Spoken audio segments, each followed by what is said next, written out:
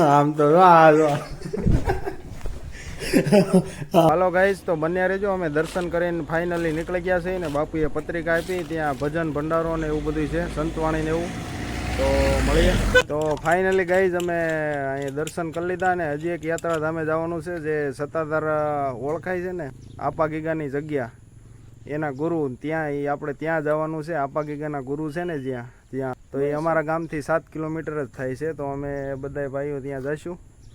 તો તમે વ્લોગમાં બન્યા રહેજો. અને બાપુએ આમંત્રણ આપ્યું છે. લાવતો ભાઈ, અમારે અહીંયા ભોજન વિષ્ણુ મંડપ તથા ભોજન ભંડારો છે અને એવું બધું સંતવાણીનું આયોજન છે. અને પધારજો બધાય.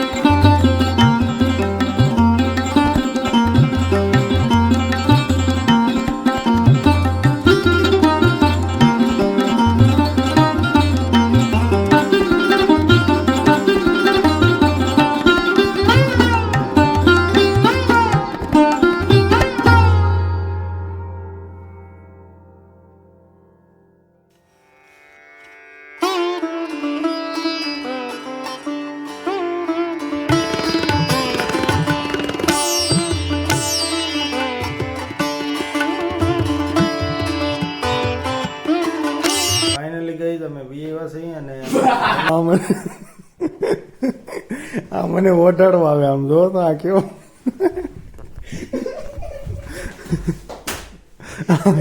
આવા ઢોંગ કરે. આમ તો એ વિયોગી ઢોંગ નથી, મને બનાવવા દેતો અને આડો આવે છે. અને અમે બધી દાન બાપુની જગ્યા ચલાલા અને શેર ખંભાળિયા નથુરામ બાપુની જગ્યા. આમ જો એ વગાડે, જો એને શોખ કેટલો છે અત્યારે. તો ફાઇનલી ગાઈઝ અમે જમી લીધું છે અને હવે અત્યારે થોડોક વ્લોગ એડિટ કરશું. અને બધાને ગુડ નાઇટ. અને અમે જય સ્વામિનારાયણ. આવા ધતિંગ કરે આમ જોવો તો. ઘડીક પેલા ઉતાર લો ને પછી તો એ કરજે. આ તો આ વ્લોગ ઉતાર. અત્યારે રાતે આવવું હોય છે, થોડુંક પટ્ટા પડશે.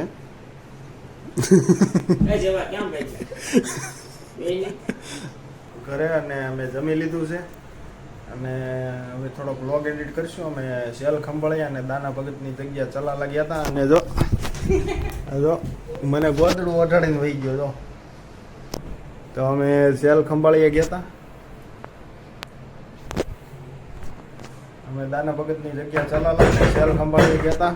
અને જો વગાડે સેલ ખંભાળીએ ગયા હતા. અને અત્યારે વેવા ને થોડોક વ્લોગ એડિટ કરશું એટલે બધાને ગુડ નાઇટ. અને મળીશું કાલે પાછા નવા વ્લોગમાં. તો ત્યાં રહેજો. તો બધાને જય માતાજી, જય દાન મહારાજ. મસ્તી કરે જો.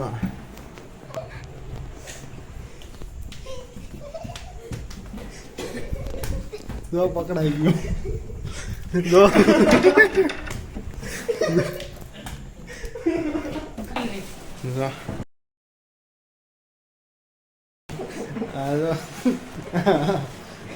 છોકરીઓનું ઘરે મોટું હતાડે.